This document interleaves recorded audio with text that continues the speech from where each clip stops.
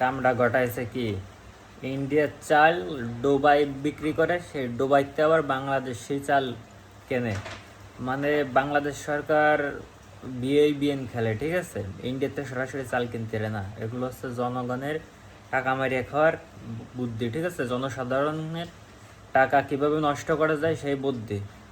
ওই তো মনে করেন ওই ভারতের চাল দুবাই ফাটাইছে, অনেক যে ওই যে মাথার টুক কাটিছে, কাটিয়ে আবার অন্য মনে করেন প্রসেসিং করে জাত পাত চেঞ্জ করছে, তারপরে আবার মনে করেন এই বাংলাদেশ কিনছে। হ্যাঁ, এই ছোটোবেলায় যখন মার পর রাগ হয়ে আমরা ভাত খেতাম না, তখন ওই ঠাকুরমা ঠাকুরদা খাওয়াই দিত। তা বিষয়টা ঠিক এরকম হয়েছে, বাংলাদেশ ইন্ডিয়া বয়কট করে ইন্ডিয়া চাল কিনবে না, তাই দুবার দায়িত্ব নিয়ে প্রসেসিং করছে, তারপরে কিনছে।